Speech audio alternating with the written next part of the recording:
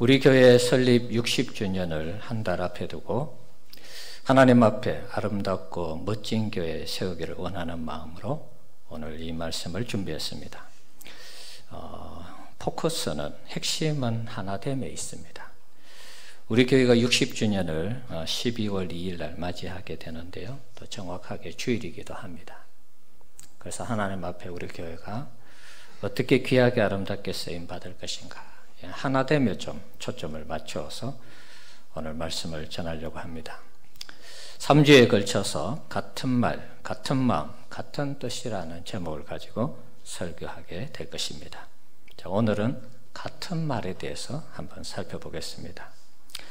말이라는 것은 참 잘만 쓰면 너무나 좋은데 잘못 쓰면 사람을 다치게 하고 심하게는 죽게까지 합니다.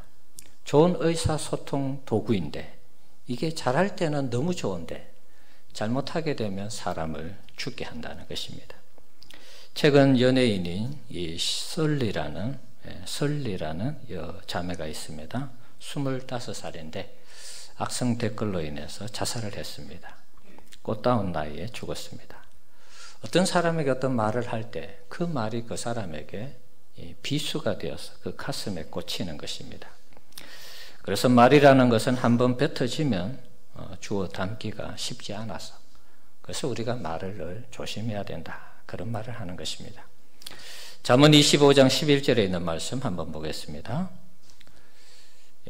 한번 읽어볼까요? 경우에 합당한 말은 하루 새긴 은쟁반에 금사관이라. 아멘. 우리가 자주 본 말씀이죠. 경우에 합당한 어떤 말을 할 때 은쟁반 위에 이 금사과가 놓여있는, 그야말로 금상첨화와 같은 그런 모습입니다. 말이 정말 합당하게 쓰이기만 한다면 너무 좋은데, 근데 반대로 그렇지 않을 때 우리 인생 전체를 집어삼키는 것입니다.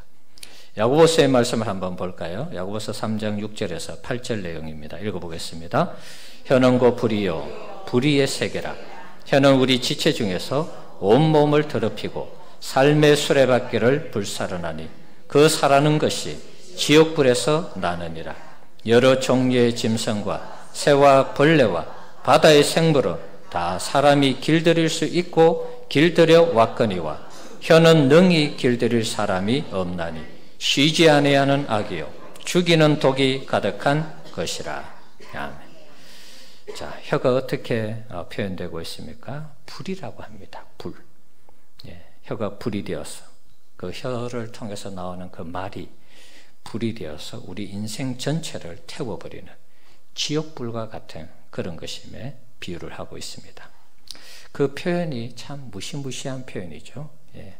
지옥불에서 나오는, 우리의 말 한마디 잘못한 말이 지옥불에서 나오는 것과 같다고 합니다. 쉬지 않는 악이고 죽이는 독이라 그랬습니다. 우리의 말 한마디가 어떤 사람에게 독이 되고 악이 된다는 것입니다. 이게 교회와 연결을 될 때 어떤 사람의 한마디 말이 교회를 살릴 수도 있고 교회를 죽일 수도 있는 것입니다. 다르게 표현하면 어떤 한 사람의 말이 교회를 천국으로도 만들 수 있고 또 지옥으로 만들 수 있다는 것입니다. 탈무드에 이런 얘기가 나옵니다. 어떤 왕이 궁중에 광대 둘을 불러다가 한 사람에게는 세상에 돌아다니면서 가장 훌륭한 것을 가져오라, 그렇게 부탁을 했습니다. 또 다른 광대에게는 가장 악한 것을 가져오라, 이렇게 명령을 내렸습니다. 자, 이 두 광대가 세상에 나가서 한참 있다가 돌아왔습니다. 자, 가장 좋은 것, 훌륭한 것을 가지고 온 사람, 폐하 좋은 것을 제가 구해왔습니다. 열어보니까 큼직한 소의 혀가 그 안에 담겨져 있었습니다. 그 다음에 이 악한 것을 찾아온 사람, 폐하 제가 세상에서 가장 악한 것을 찾아왔습니다. 그래서 그 안을 열어보니까 역시 큼직한 소의 혀가 그 안에 있었습니다. 자, 둘 다 가장 좋은 것, 가장 악한 것을 소의 혀로, 어떻게 보면 상징성이 있죠. 이 혀가 사람을 죽이고 살리는 일을 하니까, 좋은 일을 하고 악한 일을 하니까 상징적인 의미로 가지고 온 것입니다. 혀라는 것이 선한 일을 할 때는 엄청난 일을 해냅니다. 우리의 혀로 무엇을 합니까? 전도를 합니다. 복음을 전합니다. 예수 믿으라고 그럽니다. 그러면 한 영혼을 우리가 구원할 수 있죠. 우리의 말로 한 영혼을 구원하니까 우리의 혀가 하나님의 구원의 도구로 쓰이는 것입니다. 그리고 연약한 자들을 위해서 우리가 축복하고 기도할 수 있습니다. 네. 위로가 되죠. 격려가 됩니다. 또 하나님 앞에 우리가 말로 기도로 우리가 소통하지 않습니까? 네. 또 찬양을 하지 않습니까? 우리의 말이, 우리의 혀가, 우리의 입이 하는 이 여러 가지 이 언어들이 하나님 앞에 잘만 쓰이면 너무 귀하게 쓰이고 죽을 사람도 살릴 수가 있습니다. 자살하려고 하는 사람에게 정말 그 사람을 위로하고 격려하고 축복한다면 다시 살아날 수 있는 것이죠. 성경에 말을 잘해서 이 가정이 구원받은 경우가 있습니다.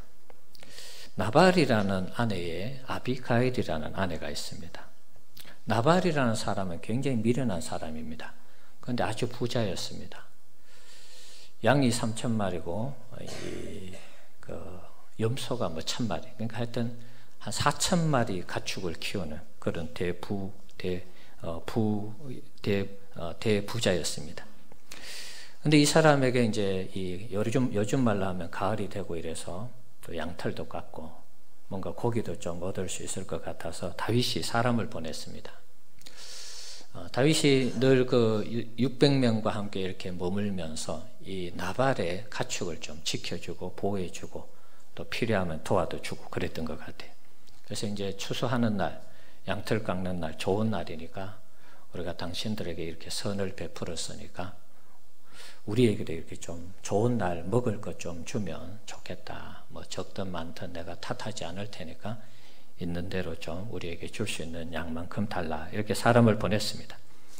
그러니까 이 나발이라는 사람이 하는 말이 요즘 주인의 집에서 떠나는 종이 많은데 그런 사람에게 내가 어디서 왔는지도 모르는 사람에게 내 것을 나눠줄 수 있겠느냐. 다윗을 완전히 요즘 애들 말로 하면 개무시를 한 것입니다. 다윗이라면 그때 당시에 그래도 왕은 아니었지만 이스라엘 백성들이 다 아는 그런 장수였고 또 사울의 신하였지만 지금은 쫓겨다니는 그런 상황이었죠. 그런데 다윗이 이제 사울의 이 곁을 떠난 것, 도망자가 된 것을 이 사람 잘못 보고 있는 것이죠. 그러면서 다윗이 누구인데 내가 그에게 먹을 것을 주겠느냐, 어디서 왔는지도 모르는 사람에게 먹을 것을 주겠느냐 그랬습니다. 그래서 다윗이 갑자기 이게 요즘 말로 하면 사람이 뺑토랑 돈 것입니다. 자기에게 충격적인 이 얘기를 하니까 안 그래도 사울에게 계속 쫓겨다니다가 힘든데 자신을 무시하고 자신을 깔보고 자신을 업신여기는 이 나발의 이 이야기를 전해 듣고 갑자기 사람의 머리가 뺑 돌은 것입니다. 그래서 지금 당장 전부 다 칼을 차라고 그럽니다. 600명의 사람들에게 칼 차서 400명은 날 따라오고 200명은 나발의 가축들을 지키라고 그럽니다. 그래서 다 모조리 죽여버리고 그걸 다 빼앗으려고 그런 생각을 했습니다. 그래서 이 소식을 듣고 아비가일이라는 그 아내가 다윗에게 급히 음식을 만들어서 다윗을 맞으러 옵니다. 그 내용이 사무엘상 25장에 소개되고 있습니다. 그 내용 중에 이런 내용들이 있습니다. 화면을 한번 비춰보실래요? 네, 글씨가 좀 작아서 제가 한번 부분 이 아비가일이 다윗을 설득하는 그 내용들을 한번 읽겠습니다. 25장 25절에 보면 우리 남편 나발인데 그 사람 미련한 사람입니다. 네, 그 사람 이름이 나발이지 않습니까? 나발이라는 뜻이 미련하다는 그런 의미가 있는 것 같아요. 그래서 그랬으니까 제발 용서해달라 뭐 그런 얘기입니다. 그리고 26절에 보면 내 주의 손으로 피를 흘려 친히 보복하시는 일을 여호와께서 막으셨으니 자신이 가서 이 일을 막았다는 것입니다. 내 원수들과 내 주를 해치려는 자들은 나발과 같이 되기를 원하나이다. 다윗을 해치는 사람들이 있다면 당신을 해치는 모든 사람들이 지금 죽이려고 하는 이 나발과 같이 다 멸망받기를 원합니다. 그런 얘기합니다. 특별히 28절에 보면 여호와께서 반드시 내 주를 위하여 든든히 집을 세우리니 이는 내 주께서 여호와의 싸움을 싸우시며 내 주의 일생에 내 주에게 악한 일을 찾을 수 없음이니이다. 지금 다윗이 사울과의 싸움이 이게 여호와의 싸움이라 그러면서 다윗에게는 아무런 잘못이 없다는 것을 인정해 주었습니다. 아마 이때쯤 이제 다윗의 마음이 서서히 풀리기 시작했으리라 보는 것입니다. 그리고 29절에 보니까 내 주의 하나님 여호와께서 함께 내 주의 생명은 내 주의 하나님 여호와와 함께 생명싸개 속에 쌓였을 것이요. 다윗의 생명을 하나님의 생명싸개 싸서 당신을 보호하고 있다. 이런 얘기하고 있습니다. 그리고 내 주의 원수들의 생명은 물매로 던지듯 여호와께서 그것을 던지시리이다. 당신의 반대편에 있는 원수들은 다 하나님에 의해서 제거될 것이다. 그런 얘기죠. 그리고 30절 31절에 보면 모든 선을 내 주에게서 행하사 내 주를 이스라엘의 지도자로 세우실 때에 내 주께서 무죄한 피를 흘리셨다든지 주께서 친히 보복하셨다든지 함으로 말미암아 슬퍼하실 것도 없고 내 주의 마음에 걸리는 것도 없으시리니 나중에 왕이 되었을 때 괜히 나발의 가족 전체를 멸하고 짐승 다 빼앗았다 하면 그것이 사람들에게 어떻게 들리겠습니까? 그 일을 한 다윗에 대해서 어떻게 얘기하겠습니까? 안 좋은 얘기하지 않겠습니까? 그러니까 저를 보시고 용서해달라. 자, 그랬을 때 다윗이 마음이 풀려서 나발을 치지 않고 그 가족을 전멸시키지 않고 가축을 빼앗지 않고 그냥 그 받은 것으로 끝을 냈습니다. 물론 나중에 나발이 심장마비가 와서 죽게 되죠. 그러고 나서는 아비가일이 다윗의 아내가 되죠. 자, 이 한 가정을 완전히 멸절시키고 또 다윗도 어떻게 보면 자신의 이력에 큰 이 나쁜 이력을 흔적을 남길 수 있는 그런 상황에서 아비가일의 이 말이 다윗의 마음을 풀면서 은혜 가운데 해결이 되었습니다. 한 사람의 말이 다 죽일 수 있는 그 상황이었는데 죽음에서 구해내는 그런 역할을 한 것입니다. 그래서 이 말이라는 것은 이래서 탁월한 것입니다. 우리가 어떤 말을 할 때 죽어가는 사람도 살릴 수 있고 복수와 심판이 이루어지는 그 상황에서도 얼마든지 구원할 수 있는 그런 말이 된다는 것입니다. 반대로 우리의 혀는 악한 말도 합니다. 악한 일도 합니다. 중상모략을 하고 욕을 하고 저주를 하고 불평과 원망을 합니다. 비난하고 비방을 합니다. 거짓말을 합니다. 이런 악한 말에는 희망이 없는 것입니다. 온갖 죄악이 난무합니다. 그래서 사람이 죽는 것입니다. 앞의 예처럼 연예인이 죽고 유명한 사람들이 악성 댓글로 인해서 그래서 죽는 것입니다. 피타고라스가 이런 말을 했습니다. 혀에 의한 상처는 칼에 의한 상처보다 더 무섭다. 칼은 육체에만 손상을 입히지만 혀는 육과 영혼을 다 상하게 한다. 혀라는 것은 우리의 몸과 영혼, 마음, 이 모든 것을 다 파괴하는 것입니다. 그러니까 우리가 하는 말이 사람을 죽이고 또 사람을 살리는 이런 능력이 있다는 것입니다. 이게 교회 안에서 유용하게 사용되기만 한다면 교회는 놀라운 시너지 효과를 발휘할 수 있습니다. 이것이 안 되면 교회는 함께 망하는 것입니다. 좋은 말을 하는 것이 그래서 너무나 중요한 것입니다. 선한 말, 착한 말, 세워주고 위로하고 격려하는 말, 이런 부분들이 필요한 것입니다. 특히 교회를 해치는 말이나 교회를 나누어지게 하는 말은 우리가 절대로 해서는 안 되겠습니다. 어떤 말들이 나올 때 그 말이 우리 교회 공동체에 어떤 영향을 끼칠 것인지 그런 부분들까지 우리가 생각하면서 말을 해야 되겠습니다. 특별히 목회자에 관계되는 말, 교회가 하나 되지 못하게 하는 이런 말들 우리가 정말 삼가야 되겠습니다. 목회자뿐만 아니라 우리 개인도 다 마찬가지입니다. 성경에서 가장 대표적인 말의 실수는 또 민수기 13장에서 찾아볼 수 있습니다. 12명의 정탐꾼을 보냈을 때 그들이 보고를 했습니다. 그들이 했는 말로 이스라엘 공동체가 양진영으로 나뉘어지게 되었습니다.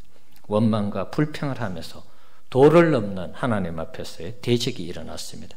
그 결과 40년 동안 이스라엘 백성들은 광야에서 뺑뺑이 돌면서 생활을 마감하게 됩니다.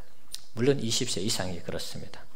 말의 실수로 대표적인 이 고난을 당한, 어려움을 당한 경우가 아닌가 그런 생각해 봅니다. 자, 오늘 본문이 소개되는 고린도 교회에 바울이 왜 이런 말씀을 이 편지를 써서 보냈을까요?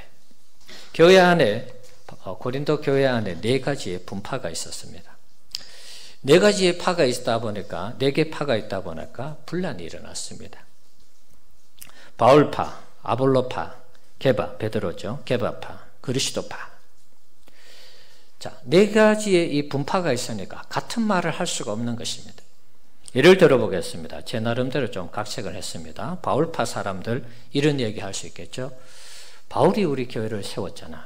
우리 교회를 개척했잖아. 바울이 최고야. 바울이 우리 교회를 세웠으니까 우리 교회에서 최고의 목사님이야. 이렇게 얘기할 수 있습니다. 자, 그때 아볼로를 지지하는 이 아볼로파가 아니야. 아볼로가 최고지. 바울은 지금 선교한다고 맨날 뭐 돌아다니기만 하고 우리에 대해서 뭐 별로 관심이나 있기는 해. 그러면서 아볼로는 우리와 함께하고 헬라인이라서 이성적이고 철학적이고 우리 옆에서 우리를 사랑해 주니까 아볼로가 더 좋아. 그런 얘기하는 것입니다. 자, 옆에 듣고 있던 또 베드로파, 게바파가 아니야. 게바가 최고지. 게바는 예수님의 수제자였고 지금도 놀라운 능력을 발휘하는 기적과 이적을 행하는 주의 종이 아니겠냐. 그래도 베드로가 최고지. 또 옆에서 지켜있던 그리스도파가 아니야. 이 사람들은 다 사람이잖아. 인간들이잖아. 그리스도가 최고지. 예수님이 어떻게 인간과 비교될 수 있어. 그러면서 교회 안에서 이 내 목사님을 두고 누가 좋으냐 나쁘냐 그러면서 맨날 지지고 볶고 싸웠다는 것입니다. 그러니까 교회가 평안할 날이 없는 것이죠. 분란이 일어나고 항상 서로가 좋다 그러고 싸우는 것입니다. 나름의 일리 있는 얘기들입니다. 다 들어보면 일리가 있죠. 그러나 이것이 종합되어서 교회를 유익하게 하는 얘기가 아니라면 의미가 없는 것입니다. 교회가 이렇게 누가 좋다고 하면서 교회 안에 분란이 일어나면 교회는 아무것도 하지 못하는 것입니다. 교회가 존재하는 이유가 무엇입니까? 우리가 이렇게 모여서 예배하고 주님의 복음 전하고 사람을 세워서 훈련시키고 또 다른 제자를 세워가는 것, 이런 것을 우리가 교회가 하는 것이 아니겠습니까? 그런데 교회가 이렇게 4개의 분파가 생겨서 서로 싸우고 다툴 때 아무 일도 할 수 없는 것입니다. 어떤 일을 하자고 하면 우리 파는 그 일에 관심 없어. 뭐 그럴 수 있죠. 잘해보시오. 우린 다른 일 할 테니까. 그러면은 교회는 아무것도 할 수 없는 것입니다. 주님의 몸을 주님을 위해서 드리지 못하는 것입니다. 교회 안에 분란이 일어나면 더 이상 교회는 주님의 몸으로 주의 일을 할 수가 없습니다. 이렇게 되면 교회는 더 이상 교회가 세상에 존재할 가치가 없는 것입니다. 우리 교회가 60주년을 이제 한 달 앞에 두고 있다라고 말씀드렸습니다. 장로님들과 함께 기도하면서 우리 교회가 할 수 있는 프로젝트를 하나 준비하고 있습니다. 아직 최종적으로 마무리된 건 아닙니다. 나중에 기회가 되면 한번 말씀드리겠습니다. 그래서 교회에서 어떤 일을 하고자 할 때에 여러분들이 그것을 기도해주고 같은 말로 그것을 같이 하자라고 할 때 이것이 힘을 얻는 것입니다. 그 목사님 생각이니까 목사님 하세요. 뭐 장로님들 생각이니까 장로님만 하세요. 그러면 일이 안 되는 것입니다. 하나가 되어서 같은 말을 할 때에 교회가 하나님의 일을 할 수 있고 주의 몸으로서 마음껏 일할 수 있는 것입니다. 세상 사람들에게 선을 행하고 전도를 하려고 하면 우리가 같은 말 하지 않고 서로를 비난하고 파가 있으면은 당신들이나 잘하세요. 그러지 않겠습니까? 교회는 같은 말을 해야 되고 같은 마음, 같은 뜻을 가지고 주님을 섬겨야 할 줄 믿습니다. 특별히 같은 말을 해야 되겠습니다. 말이 달라지면 교회는 하나가 될 수 없습니다. 복음을 전파해야 되는데 각자의 생각대로 교회가 움직여지면 힘든 것입니다.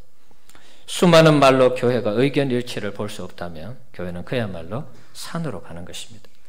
말이 많으면 산으로 간다 그랬잖아요. 세상에 나가서 전도하고 선교를 해야 되는데 교회가 산으로 가면 끝나는 것입니다. 산에 간 교회가 무슨 영향력을 발휘할 수 있겠습니까? 거기에는 어떤 희망도 소망도 없는 것입니다. 우리 성도님들, 우리 백석교회는 같은 말을 하는 교회 공동체가 되기를 주의 이름으로 축원합니다. 같은 말을 하되 선한 말, 좋은 말을 해야 되겠습니다. 같은 말을 하는데 나쁜 말, 악한 말을 해서는 안 되겠죠. 같은 말을 하는데 할 수만 있으면 좋은 말하고 서로를 세우고 위로하고 격려하는, 축복하는 이런 말들을 해야 되겠습니다. 거기에 우리의 영적 성장이고 성숙이 있는 것입니다. 어떤 과학자가 이런 말을 했습니다. 뇌 세포의 98%가 말의 지배를 받고 있다, 이런 말을 했습니다. 그러니까 우리가 어떤 말을 하느냐에 따라서 우리의 뇌에게 신호를 보내는 것입니다. 나 이제 끝장났어, 끝났어. 그러면 우리 뇌에 98%가 이 말을 이해하면서 끝났구나, 끝장난 상황이구나. 그럼 거기에서 우리의 몸과 우리의 마음과 생각이 다 지배를 받는 것입니다. 거기는 누가 아무리 얘기해도 설득을 해도 거기는 아무런 힘이, 능력이 없는 것입니다. 비전이 없는 것입니다. 그래서 우리의 뇌세포의 89%가 우리의 말을 지배를 받는다면 우리는 늘 우리 자신에게도 좋은 말을 자꾸 해야 되는 것입니다. 말에는 행동을 유발하는 힘이 있다고 합니다. 누군가 연설할 때 그 연설에 감화감동을 받는 사람들이 거기에 동원이 되잖아요. 요즘 양진영의 우리 정치판에 보면 양진영의 사람들이 늘 국회든 광화문에든 나가서 자기 나름의 주장을 펼치고 있죠. 누군가에 설득되어서 그렇게 하는 것이죠. 그게 말의 힘이라는 것입니다. 말이 뇌 세포에 전달되면 뇌는 척추신경을 자극해서 행동으로 나타나도록 한다는 것입니다. 그래서 우리 자신에게도 그렇고 가족이나 교회 공동체, 우리가 어떤 말을 하는지 잘 살펴서 좋은 말, 같은 말을 하되 좋은 말, 선한 말, 위로하고 격려하고 축복하는 이런 말들을 해야 되겠습니다. 잠언 28장 20절 말씀 한번 보겠습니다. 한번 읽어봅시다. 사람은 입에서 나오는 열매로 말미암아 배부르게 되나니 곧 그의 입술에서 나는 것으로 말미암아 만족하게 되느니라. 죽고 사는 것이 혀의 힘에 달렸나니 혀를 쓰기 좋아하는 자는 혀의 열매를 먹으리라. 사람의 입에서 나오는 열매로 말미암아 배부르게 된다 그랬습니다. 우리가 어떤 말을 하느냐에 따라서 우리 인생이 결정될 수 있습니다.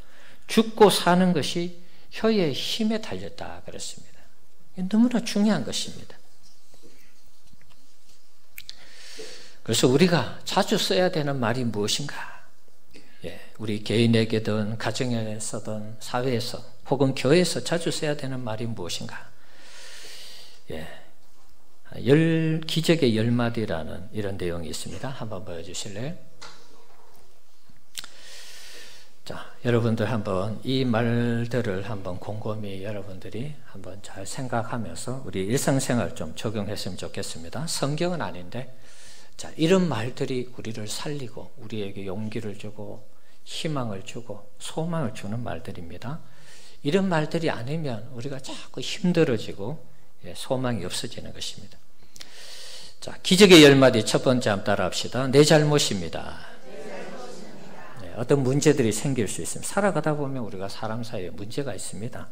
자, 글을 쓸 때 내 잘못입니다. 자신의 잘못을 인정하는 거, 이건 너무나 귀한 것입니다. 내가 잘못한 것도 없어, 이러면 계속 싸우는 것입니다. 그래서 누군가의 어떤 문제가 생길 때 내 잘못이라고 인정하는 거 꼭 기억하시고요. 두 번째 따라합시다. 미안합니다. 미안합니다. 빠른 사과가 사람들과의 관계를 돈독하게 만들어주는 것입니다. 우리가 자꾸 자존심을 세우는데 그럴 필요 없습니다. 어떤 문제가 생기면 미안하다고 그러고, 미안하다고 하면 상대방의 마음이 풀리는 것입니다. 상대방의 마음을 헤아릴 줄 아는 그 첫마디가 미안하다는 그런 말입니다. 세 번째 한번 합시다. 할 수 있습니다. 여러분들 힘들어하는 분들에게 괜찮다 그러세요. 괜찮고 또 할 수 있다라고 그러십시오. 우리가 실패할 때 실패에 대한 두려움이 있죠. 누군가 비난하고 비방하고 비웃는 상황 속에서 뭔가를 하려고 할 때 주저할 수 있습니다. 그때 할 수 있다라고 얘기하면 얼마나 좋습니까? 여러분의 남편이, 여러분의 아내가, 자녀들이, 부모님이, 우리 교인들이, 회사의 동료가 실망해서 좌절해서 낙심해서 아무것도 할 수 없을 것 같은 그런 상황에서 당신 할 수 있어요. 그런 얘기를 해줄 때 얼마나 힘이 되겠습니까? 그 다음에 네 번째, 당신을 믿습니다. 자, 한번 더 합시다. 당신을 믿습니다. 누군가 나를 믿어주는 거. 다른 사람 다 안 믿어주는데 누군가 한 사람이라도 나를 믿어줄 때 그게 자신감이 생기는 것입니다. 다른 사람들이 나를 다 불신해도 누군가가 나를 믿어주고 있구나. 그러면서 다시 삶을 고치고 또 새롭게 살려고 하는 것입니다. 그 다음 다섯 번째, 당신을 신뢰합니다. 당신을 신뢰합니다. 네, 지지해 주는 것입니다. 뭐 조금 비슷한 부분도 없지 않아 있습니다. 믿습니다. 신뢰합니다. 앞에 내 잘못입니다. 미안합니다. 조금 비슷한 부분이 있지만 조금의 느낌은 다릅니다. 잘할 수 있다는 그 지지를 당신 신뢰하니까 다시 열심히 해보라고. 내가 신뢰하니까 당신을 믿으니까 다시 한번 도전해보라고. 그럴 수 있습니다. 자, 여섯 번째, 당신이 자랑스럽습니다.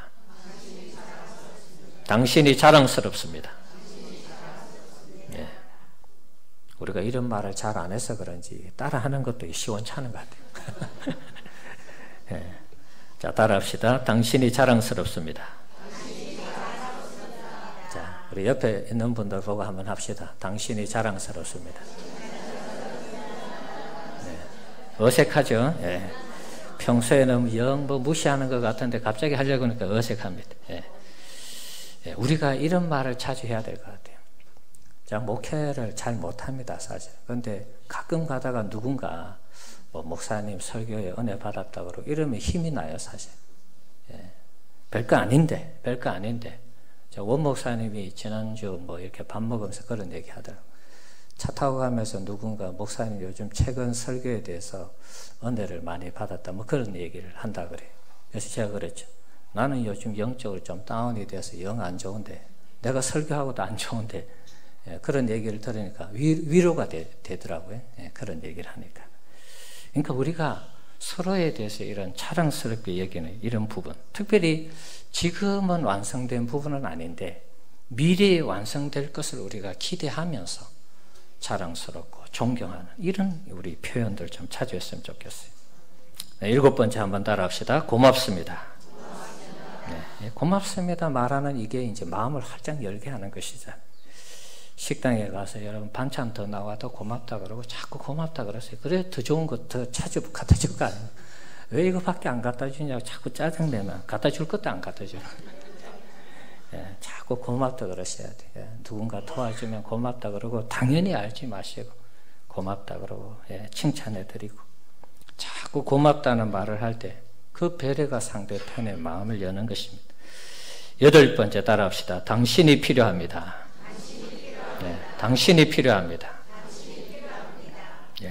자신이 누군가에게 필요한 사람이 되었다고 생각하면 삶의 의욕이 넘치지 않겠습니까? 아, 내가 누군가에게 도움이 되구나. 필요한 사람이구나. 긍정적으로 접근할 수 있습니다. 자, 아홉 번째, 사랑합니다. 사랑합니다. 이 나이에 무슨 사랑을 하냐? 또 그러시지 마시고. 이 사랑한다라는 말도 자주 해야 될 것 같아요. 배우자든 가족들이든. 사람이 죽어갈 때 제일 마지막 남기는 말이 이게 사랑한다는 말 아닙니까? 엄마, 아빠 사랑해. 이게 참 평소에 자주 써야 되는데 마지막 순간에 이런 이 단어들을 쓸 때 좀 안타까운 부분이 있습니다. 자, 열 번째, 존경합니다. 존경합니다. 상대편을 존중할 때, 존중히 여길 때 나도 존중히 여김을 받는 것입니다. 자, 10가지 이 부분들 여러분들이 필요하면 제가 홈페이지에 올리겠습니다. 이 기적을 이루는 10가지 10마디 한번 제가 정리해서 올릴게요. 한번 참조하시고요. 그래서 우리의 말 속에 이런 정말 다른 사람에게든 내 자신에게든 가정에서든 교회에서든 이런 말이 자꾸 들려지면 우리가 다 살아나는 것입니다. 그리고 무슨 일을 하더라도 얼마든지 해낼 수 있습니다. 베드로전서 3장 10절 말씀 한번 보겠습니다. 같이 한번 읽어봅시다.